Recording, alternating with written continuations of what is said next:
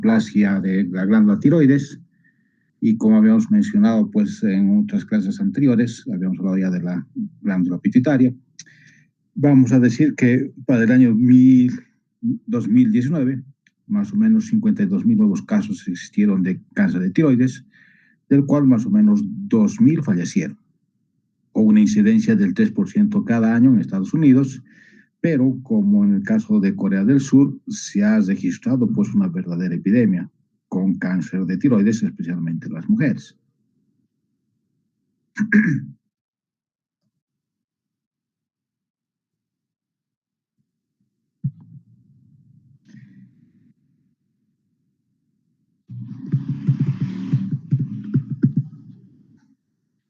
A diferencia de las crecientes tasas de nuevos diagnósticos, la mortalidad pues por esta enfermedad es la más baja entre los tumores sólidos.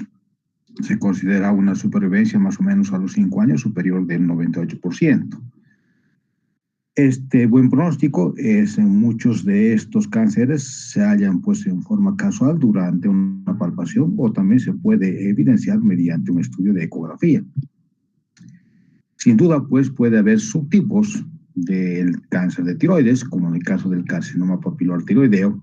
CPT incluye pues el carcinoma convencional y algún tipo de variante folicular encapsulada, que representa este tipo papilar entre un 80 a 85%, seguido por el carcinoma folicular en un 10 o 15%, después el poco diferenciado menos del 5% y el carcinoma medular menos del 5% de casos. Entonces los carcinomas tiroideos derivan del epitelio folicular, excepto los carcinomas medulares, que van a derivar sin duda de un grupo celular adjunto, que son las células C parafoliculares. En la pasada década, pues el aumento del conocimiento de la patología molecular ha hecho de que consideremos nosotros que la patogenia en múltiples pasos a partir de lesiones precursoras pues esté bien estudiado. Es así que si hablamos de un microcarcinoma papilar como precursor del carcinoma convencional, una neoplasia tiroidea no invasiva como la variante folicular, que va a ser pues también precursor de la convencional, y un adenoma folicular no funcionante como precursor del carcinoma folicular. La mayor parte de los carcinomas poco diferenciados y anaplásicos indiferenciados se van a desarrollar a partir de un carcinoma bien diferenciado y van a tener pues adquisiciones de nuevas mutaciones. Las formas agresivas de este tipo de neoplasia en el caso del carcinoma de tiroides, especialmente medular, son las principales causas de mortalidad pues por el cáncer de tiroides. En la patogenia molecular hay que considerar mutaciones conductoras y factores ambientales que van a hacer que se desarrolle el cáncer de tiroides. Recordar pues que las mutaciones conductoras tienen que ver con el cáncer, con sus 4 variantes histológicas. Los carcinomas papilares tiroideas convencionales van a estar relacionados con la fusión de un tipo de gen, como ser el REC y el NTKE, que van a estar fusionados, o también va a haber mutaciones puntuales del BRAF. Los carcinomas papilares que tienen el gen RET mutado en el cromosoma número 10, pues como ustedes saben, van a estar localizados en el receptor tirosincinasa que codifican no se expresa. Las inversiones paracéntricas del cromosoma número 10 o una translocación recíproca entre lo que es el cromosoma número 10 y el cromosoma número 7, pues han sido características de este tipo de lesión. Hay nuevos genes de fusión así formados denominados REP, PTC1, que presentan más o menos en el 20 o 40% de los cánceres papilares tiroideos. Hay más de 15 parejas de fusiones del RET, de 2 designadas con lo que es CP1 y CTP2, son las más frecuentes en los carcinomas papilares esporádicos. Cuando hablamos del gen NTRK1, va a presentar translocaciones, como pueden ver, paracéntricas, a nivel de lo que es el cromosoma 1 en su brazo Q, en la sección 2.1, y están presentes en el 5% de los cánceres papilares tiroideos. Si hablamos del BRAF, que es otro tipo de gen que también está mutado, va a haber un cambio de la valina por el glutamato en el codón número 600. Ese BRAF mutado en los carcinomas papilares se correlaciona con factores pronósticos adversos, ya que esta enfermedad va a tener mayor probabilidad de tener metástasis. Cuando hablamos de las neoplasias foliculares, las mutaciones adquiridas van a estar relacionadas con el RAS y obviamente con el brazo PI3KAKT de la vía de señalización de la tirosina sinasa. También va a existir la posibilidad de que exista otro tipo de mutaciones en el carcinoma folicular de tiroides, aparte del RAS. Tenemos que considerar el PIK3CA o el PTEN, que también puede estar con pérdida de su función. Puede existir translocaciones exclusivas del cromosoma número 2 y el cromosoma número 3 en su brazo Q en la sección 1,3 y en su brazo P en la sección 2U5.2. La fusión de estos van a condicionar pues una expresión del PLAX8 o del PPARG.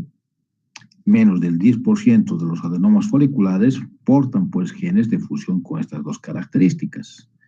Entonces los carcinomas poco diferenciados van a tener que surgir de modo esporádico o ser una desdiferenciación de un carcinoma folicular, en el cual también puede existir, como ven, una inactivación del PT53 o mutaciones que activan la beta-catenina, denominado CTNNB1, y el TER, que cataliza por la enzima de lo que es la telomerasa.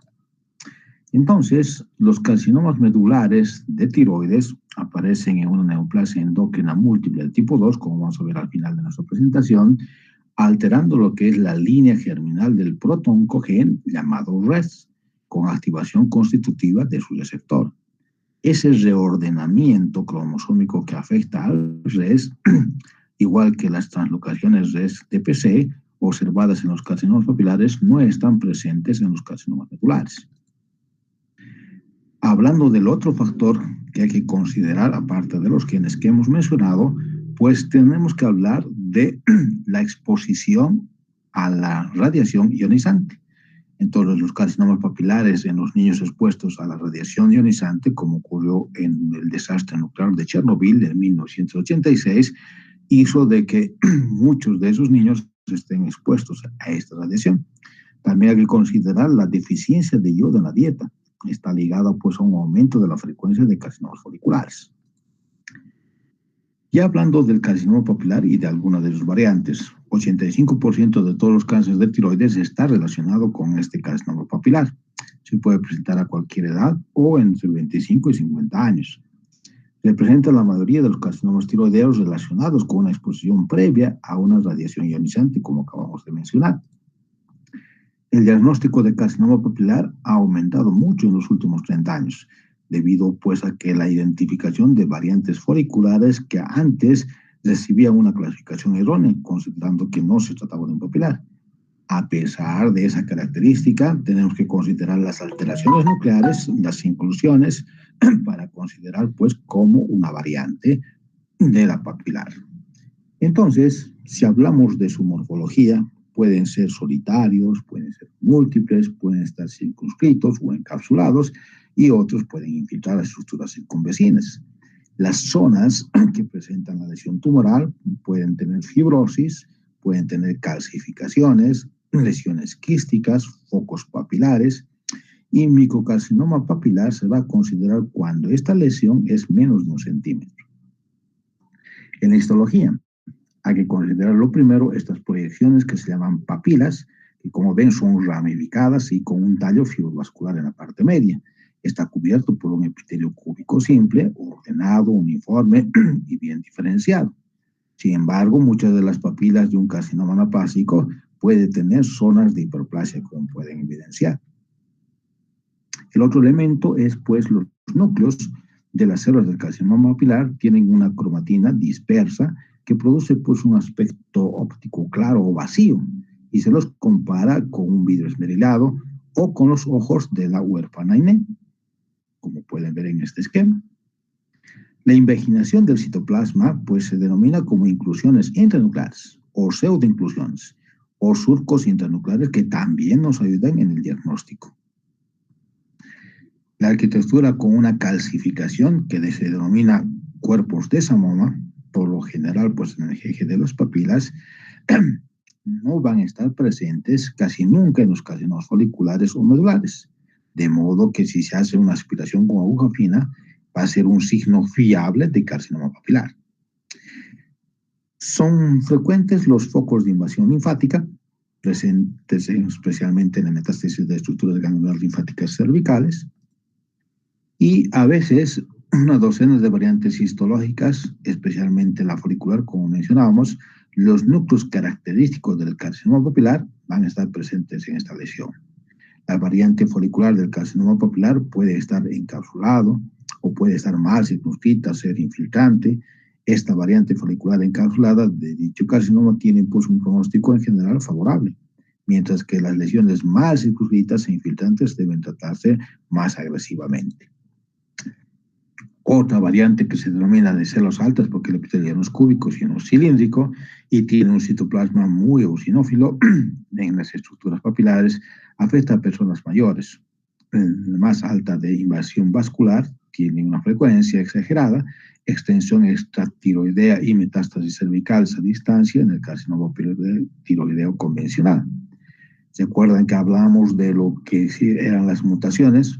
Este tipo de variantes van a tener este tipo de portación de mutaciones del gen BRAF y de la translocación REPTC. La presencia simultánea de estas dos aberraciones puede pues, potenciar sin duda sinérgicamente la señalización del MARC. Una infrecuente variante esclerosante difusa del carcinoma papilar afecta a las personas jóvenes y niños. Este tumor tiene pues un patrón de crecimiento papilar prominente, entremezclado con zonas sólidas, como pueden ver, con pequeños nidos de metaplasia escamosa. O, como su nombre indica, existe una fibrosis extensa y difusa de la glándula tiroidea asociada a un infiltrado, como pueden ver, linfocítico prominente que simula pues una tiroiditis de Hashimoto. Casi todos los pacientes tienen metástasis linfáticas adrenales. Los carcinomas de las variantes esclerosante difusa carecen de una mutación BRAF, pero la mitad tiene translocaciones del RET-PTC. En la clínica hay que recordar pues, que estos nódulos tiroideos asintomáticos pueden ser considerados ante una evidencia de una masa en un ganglio linfático cervical como primera manifestación. Es interesante señalar entonces que la presencia de una metástasis aislada en un ganglio linfático cervical no tiene influencia relevante en el pronóstico, en general que va a ser bueno, como dijimos. La mayoría de los carcinomas son nódulos únicos que se desplazan libremente durante la deglución y son pues indistinguibles de los nódulos benignos en la exploración. No obstante, la ronquera, la disfagia, tos, disnea indican pues un estadio avanzado. En una minoría, entre un 10 o 15% de los pacientes, pues va a haber una metástasis hematógena en el momento del diagnóstico con más frecuencia hacia el pulmón.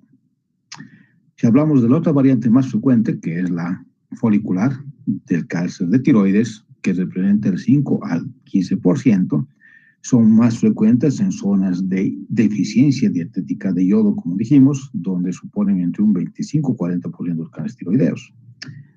Va a afectar más a mujeres en relación a hombres, 3:1, y su incidencia máxima entre los 40 y 60 años de edad aproximadamente. En su morfología, el carcinoma folicular de tiroides va a presentar nódulos únicos, bien circunscritos e infiltrantes. Las lesiones bien delimitadas pueden ser difíciles de distinguir por un adenoma.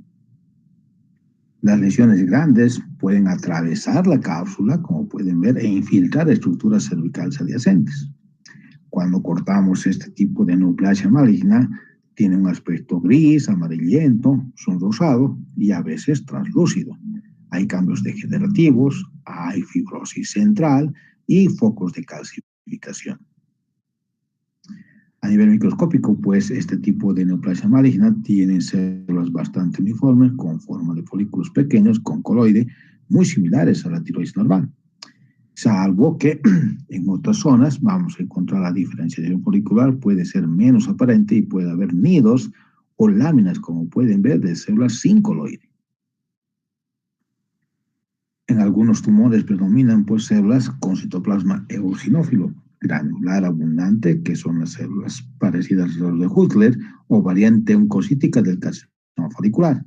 Sea cual sea el patrón histológico, los núcleos carecen de las características típicas del carcinoma papilar y no hay cuerpos de somoma, como habíamos mencionado en este otro cáncer. Las características nucleares de los núcleos ópticamente vacíos, hendidos nucleares, ayudan a distinguir las neoplasias foliculares de las papilares. No existe entonces una diferencia citológica clara que distingan los adenomas foliculares de los carcinomas foliculares mínimamente invasivos, por lo cual se debe revisar el tumor y la cápsula que descarta invasión capsular o vascular. Entonces aquí tenemos un ejemplo A, un ejemplo D, un ejemplo F y un ejemplo G que sí han atravesado la cápsula. Por consiguiente, se puede considerar carcinoma folicular. El criterio de invasión vascular solo es aplicable a los vasos capsulares o a los espacios vasculares más allá de la cápsula, y la presencia de tapones tumorales y vasos sanguíneos intratumorales tienen escasa relevancia pronóstica. Por consiguiente, la invasión vascular tiene que ser en la cápsula o más allá de la cápsula. A diferencia de los carcinomas papilares, la diseminación linfática es infrecuente. Al contrario de los carcinomas foliculares con invasión mínima, en los carcinomas foliculares con invasión amplia, el diagnóstico de carcinoma es obvio, porque como pueden ver, hay infiltración del parénquima tiroideo paralelo o adjunto a la lesión tumoral. El plano histológico de estos cánceres tienen pues a presentar una proporción más alta de patrón de crecimiento sólido trabecular, menos signos de diferenciación folicular y un aumento de la actividad mitótica. En la clínica, los carcinomas foliculares crecen como nódulos indoloros, suelen ser nódulos fríos en la gammagrafía. Los carcinomas foliculares tienen poca tendencia a invasión linfática, por lo que los ganglios linfáticos no suelen estar afectados como en el carcinoma papilar, aunque diseminan vascularmente de tipo hematógena. Es frecuente las metástasis entonces a hueso, pulmón e hígado. El pronóstico es muy dependiente del grado de la invasión. Son con invasiones amplias, hasta la mitad de los pacientes mueren en un plazo de 10 años, y con invasión mínima, con una supervivencia a los 10 años aproximadamente superior al 90%. El tratamiento que se hace en este tipo de cáncer va a ser la tiroidectomía total, seguida de una administración de yodo radioactivo, la administración de hormona tiroidea tras la cirugía para suprimir la TSH endógena, y para monitorizar la concentración sérica de tiroglobulina, porque esta proteína tiroidea apenas es detectable en pacientes sin cáncer.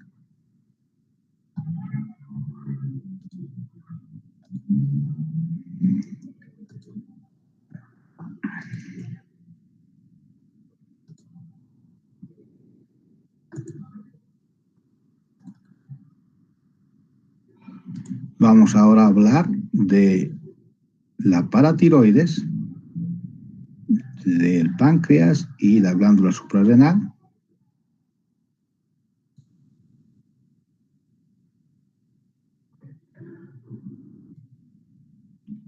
¿Se puede ver? Sí, doctor. Ok, sí, gracias. Gracias. Entonces, al hablar de la paratiroides, como ustedes saben, son 4 glándulas que están por detrás de la glándula tiroides.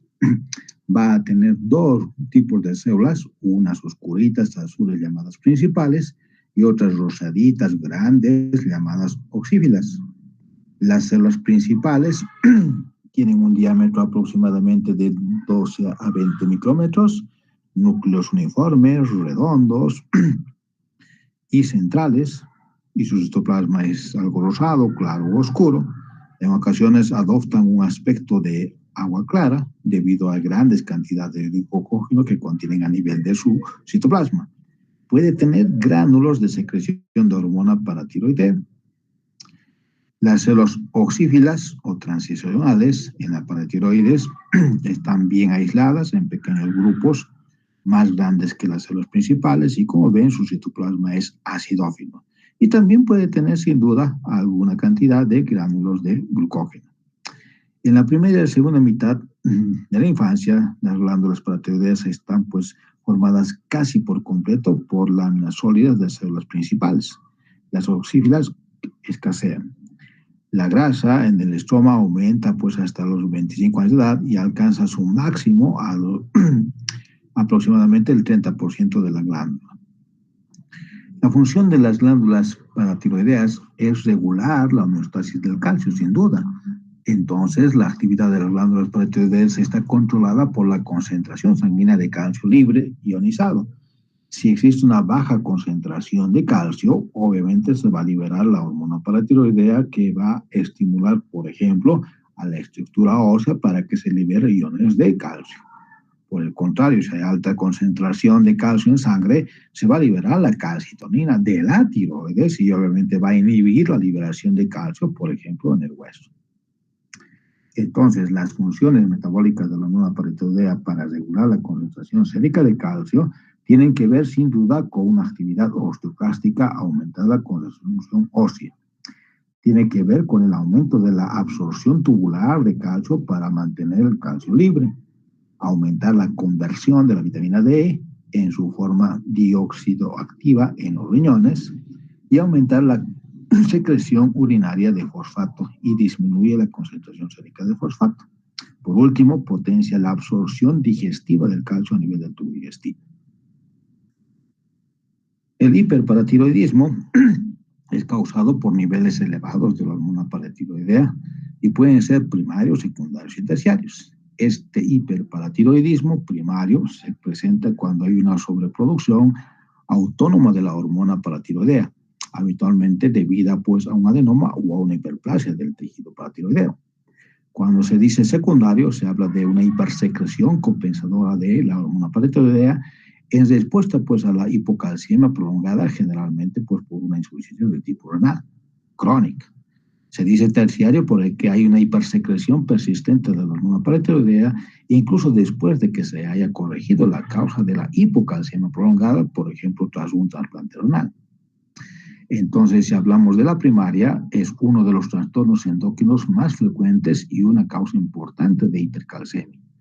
La frecuencia de las distintas lesiones paratiroideas que producen hiperfunción tienen que ver con un adenoma, 85-95%, tienen que ver con una hiperplasia primaria difuso nodular, 5 a 10%, y finalmente con un carcinoma paratiroideo que es alrededor más o menos del 1%.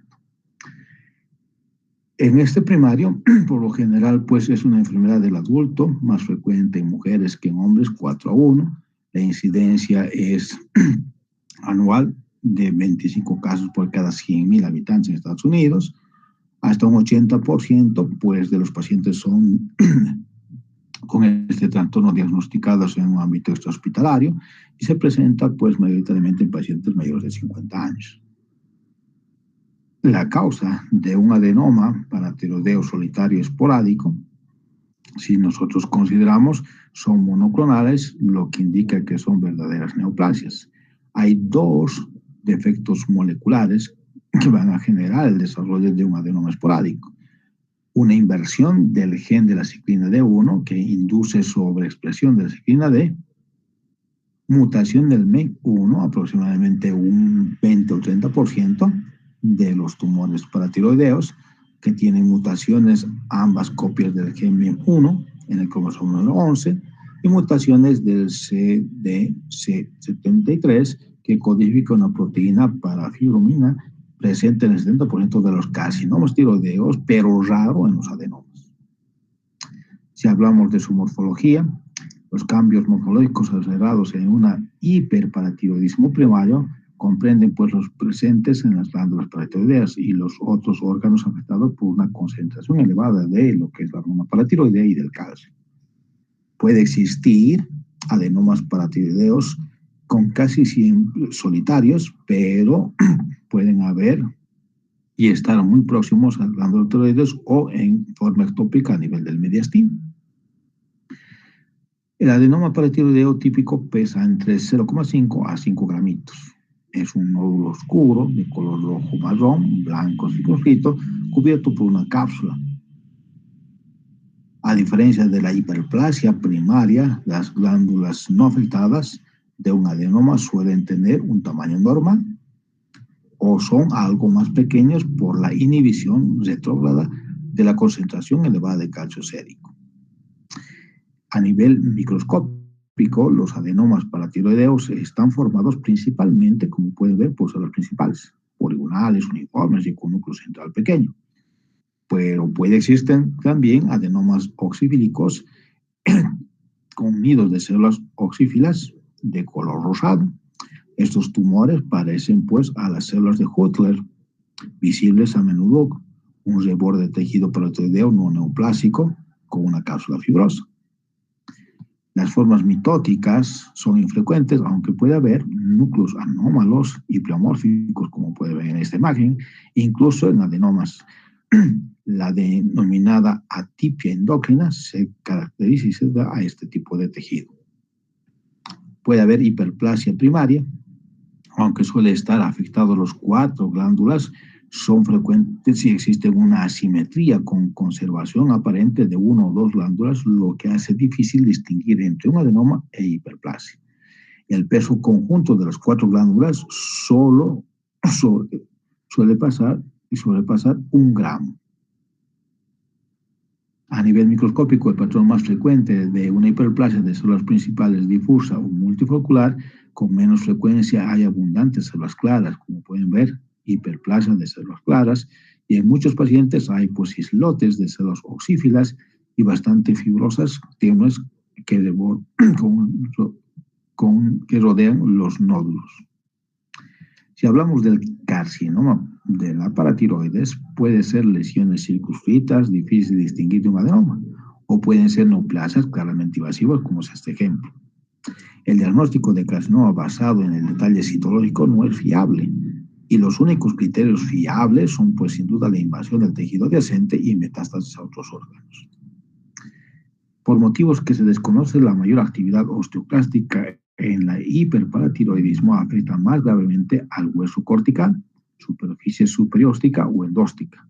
De modo que vamos a ver osteoclastos que forman túneles a lo largo de las trabéculas y las direcciones centrales, dando un aspecto similar a las vías de un tren, a lo que denominamos como osteitis disecante. La combinación de la actividad osteoclástica aumenta la fibrosis peritrabecular y tumores pardos quísticos, y se conoce como osteolitis fibrosa y quística generalizada o enfermedad ósea de Rickenhausen. La hipercalcemia provocada por la hormona paratiroidea favorece la formación de cálculos urinarios y se forma lo que es la nefrolitiasis, así como la calcificación del intersticio y de los túbulos renales, nefrocalcinosis, como pueden ver en esta imagen. También puede haber calcificación metastásica secundaria. En la clínica, el hiperparatiroidismo primario puede ser asintomático e identificado solo en análisis bioquímico de la sangre, en el cual vamos a ver causas de hipercalcemia, de TH elevada, TH baja, hiperparatiroidismo primario, secundario, terciario, hipercalcemia, hipocalcinuria familiar. Y la baja se va a presentar con una hipercalcemia del cáncer, intoxicación por vitamina D, inmovilización, diuréticos diacíclicos y enfermedad granulomatosa como la sarcoidosis. Y el hiperpiritoidismo primario también puede ser sintomático. Los signos y síntomas del hiperparatiroidismo primario reflejan pues los efectos combinados del aumento de la hormona paratiroidea y la hipercalcemia. Hay entonces, por consiguiente, una gran constelación de síntomas que van a comprender enfermedad ósea y dolor óseo, nefrolitiasis, trastornos digestivos, alteración del sistema nervioso central, anomalías neuromusculares y las manifestaciones cardíacas como la calcificación de las válvulas aórticas y mitral o de ambas. Cuando hablamos de las neoplasias endócrinas pancreáticas, hay que recordar pues el término preferido para los tumores de las células de los islotes de Langerhans pancreáticos, que se llaman tumores de las células de islotes o neoplasias endócrinas pancreáticas llamadas PANET. Son infrecuentes en comparación con los tumores del páncreas exócrino y suponen más o menos el 2% de todas las neoplasias pancreáticas. En su patogenia hay que recordar pues, que este tipo de neoplasias endócrinas pancreáticas son esporádicas y se han secuenciado recientemente con identificación de alteraciones somáticas frecuentes en 3 genes o vías principales. La principal es el gen MEP1, causante del síndrome familiar de tipo 1, mutaciones del PTEN, del TSC2 o mutaciones de inactivación de 2 genes. En el síndrome de 3, talasemia retraso metil ligado al cromosoma X, ATRX, y el de la proteína asociada al dominio de muerte denominado DAXXX. Los 3 síndromes clínicos más frecuentes distintivos de esta lesión es el hiperinsulinismo, hipergastrinemia y síndrome de Joly-Ellison y el síndrome de la neoplasia endócrina múltiple que vamos a ver al final de este capítulo. Cuando hablamos del hiperinsulinismo o insulinoma, los tumores de las células beta son las neoplasias endócrinas pancreáticas más frecuentes y producen pues suficiente insulina para provocar sin duda una hipoglicemia con repercusión clínica. El cuadro clínico de estos pacientes está dominado por episodios hipoglicémicos que se producen con una glicemia inferior a 50 gramos por decilitro. Entonces, las manifestaciones clínicas de estos pacientes van a ser confusión, estupor, pérdida de conocimiento. Los episodios son precipitados por el ayuno o el ejercicio que los pacientes pueden realizar y mejoran sin duda de inmediato cuando se alimentan y les administran parenteralmente glucosa. En su morfología, los insulinomas se localizan con más frecuencia en el interior del páncreas y suelen ser pues benignos y la mayoría son solitarios, aunque no pueden ser múltiples. Los carcinomas verdaderos representan un solo el 10% de los casos y aproximadamente se diagnostican por invasión local o metástasis, como en este caso a hígado. Los tumores solitarios suelen ser nódulos pequeños, menos de 2 centímetros de diámetro, van a estar encapsulados, pálidos y a veces de color rojo marrón, localizados pues en cualquier lugar del páncreas, desde la cabeza hasta la cola. En un plano histológico, estos tumores benignos se parecen mucho a los islotes gigantes con conversión de los cordones regulares de las células monótonas y de orientación respecto a su vasculatura. Sin embargo, las lesiones malignas no siempre tienen pues una anaplasia llamativa y pueden estar encapsuladas. La acumulación de amiloide es un rasgo característico de muchos insulinomas. El hiperinsulinismo también puede estar causado por una hiperplasia localizada o difusa de los islotes de Langerhans. Estos se observan ocasionalmente en los adultos, pero es mucho más frecuente en el hiperinsulinismo congénito con hipoglicemia en neonatos y lactantes. Si vemos la estructura microscópica de este tipo de lesión, los trastornos clínicos pueden causar hiperplasia de los islotes, antes denominado mesidioblastosis, como diabetes materna y síndrome de Wernicke-Weidmann. En la clínica, 80% de los tumores de las células de los islotes que secretan insulina, la hipoglicemia es leve en un 80%, y los hallazgos de laboratorio esenciales en el insulinoma son una concentración elevada de insulina circulante y un índice insulino-glucosa alto. Si hablamos de las glándulas suprarrenales, sin duda, pues la corteza suprarrenal de las glándulas suprarrenales son órganos endócrinos pares que van a tener 2 partes, una corteza y una médula, que difieren obviamente en su desarrollo, estructura y función. En realidad, la corteza y la médula son 2 glándulas integradas en una sola estructura porque cumplen funciones totalmente distintas. La primera, la corteza suprarrenal, tiene 3 zonas. Una zona glomerular, una zona fascicular y una zona reticular. La fascicular representa el 75% de la corteza Está cubierto por una cápsula y está relacionado con una porción interna llamada médula. La corteza suprarrenal va a liberar mineralocorticoides en su zona glomerular, va a liberar glucocorticoides en la zona fascicular y parte de la reticular, y esteroides sexuales, estrógenos y andrógenos en la zona reticular. En la porción llamada médula va a liberar sin duda adrenalina y noradrenalina, catecolaminas. El hipercortisolismo o síndrome de Cushing, cuando presenta su patogenia, los trastornos están causados por una alteración que aumenta las concentraciones de glucocorticoides.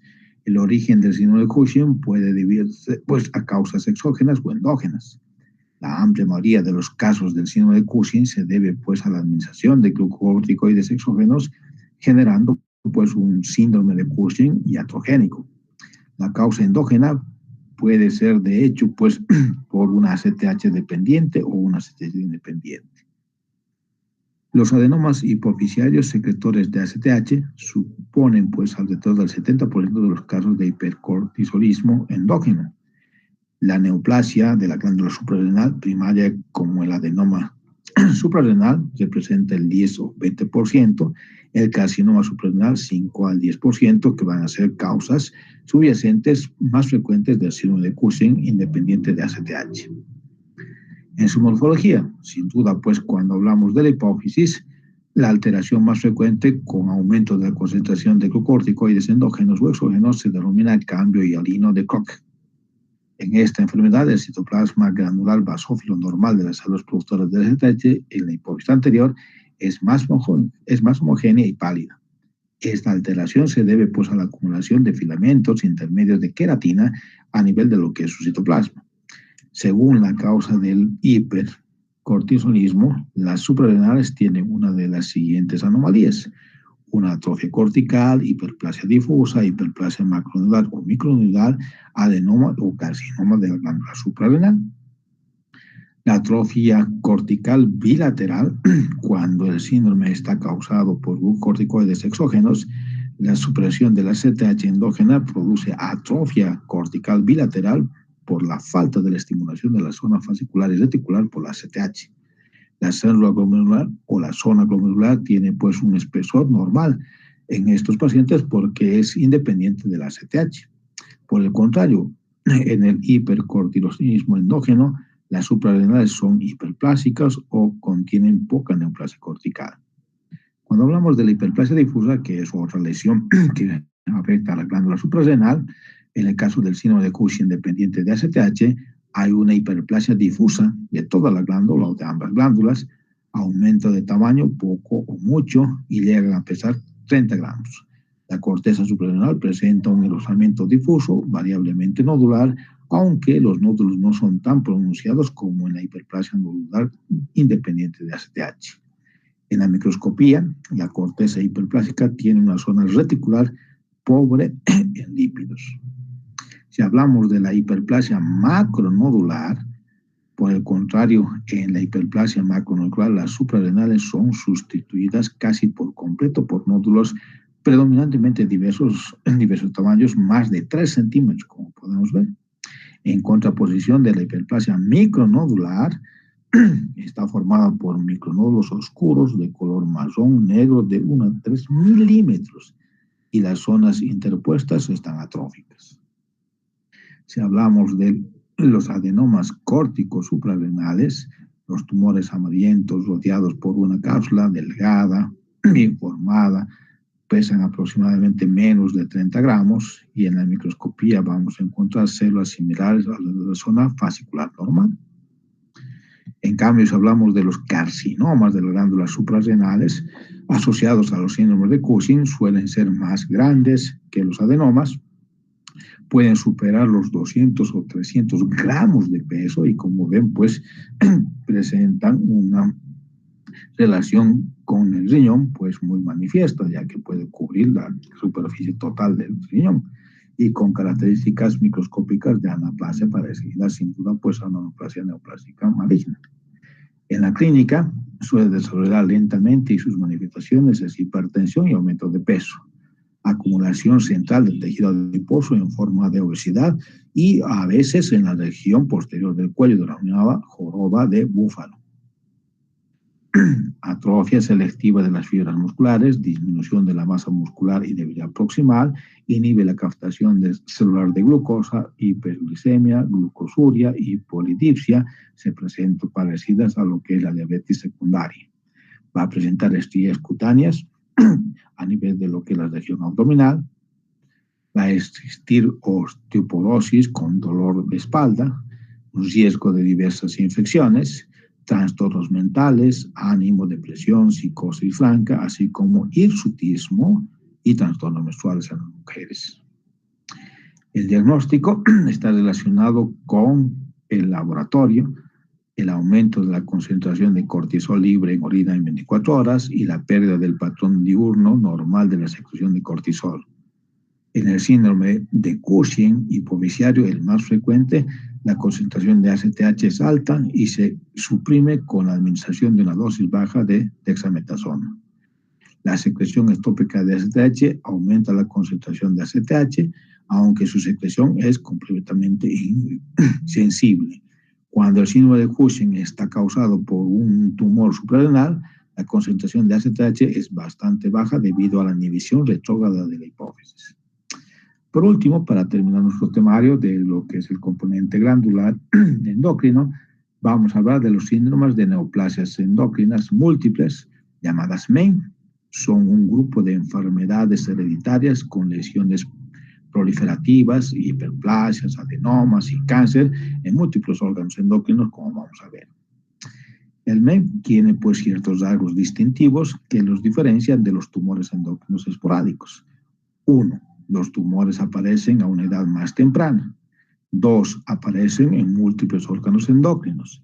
3. Incluso si están en un solo órgano, los tumores suelen ser multifocales. 4. Los tumores están precedidos por una fase asintomática de hiperplasia. 5. Estos tumores son habitualmente más agresivos y recidivan en un porcentaje más elevado de pacientes que los tumores endocrinos esporádicos. La neoplasia endocrina múltiple de tipo 1, llamada también síndrome de Werner, es una enfermedad hereditaria infrecuente que se presenta en 2 de cada 100.000. El MEIF1 se caracteriza por anomalías de la tiroides, del páncreas y de la pituitaria. Por tanto, se emplea la regla mnemotécnica de las 3P: para tiroides, páncreas y pituitaria o hipófisis. Cuando hablamos de las paratiroides, la manifestación inicial y más frecuente del MEIF1, 80 a 95% de los pacientes presentan un hiperparatiroidismo primario, que aparece entre los 40 y 50 años en la mayoría de los pacientes. Las anomalías pueden ser pues hiperplasias o adenomas. Cuando hablamos del páncreas, los tumores endócrinos pancreáticos asociados al MEM está caracterizado por una secreción más frecuente de polipéptido pancreático, entre lo que se presentan más frecuentes el síndrome de Sjögren-Ellison asociado a gastrinomas, hipoglicemia y manifestaciones neurológicas. Cuando hablamos de la pituitaria o hipófisis, pues este tumor va a estar caracterizado porque en la hipófisis anterior va a haber un prolactinoma. Algunos pacientes presentan acromegalia por tumores secretores de somatotropina adjunta o adyacente. Ahora se sabe pues que el aspecto de estas enfermedades va más allá de las 3P. El duodeno, por ejemplo, es la localización más frecuente de un gastrinoma. Además, los tumores carcinoides, adenomas tiroideos y suprarrenales no corticales y los lipomas son más frecuentes en la población general. Cuando hablamos de la neoplasia endocrina múltiple de tipo 2, hay que recordar que son 3 síndromes diferentes que pueden estar dentro de este grupo: MEM2A, MEM2B y el MEM4. El MEM2A o síndrome de Siple se caracteriza primero por un feocromocitoma, por un carcinoma medular de tiroides y una hiperplasia paratiroidea. El carcinoma medular de tiroides está presente en casi el 100% de los pacientes que tienen esta enfermedad. Suelen ser multifocales, con focos de hiperplasia de célula C en la tiroides adyacente. Los carcinomas medulares suelen sintetizar calcitonina y otros productos activos.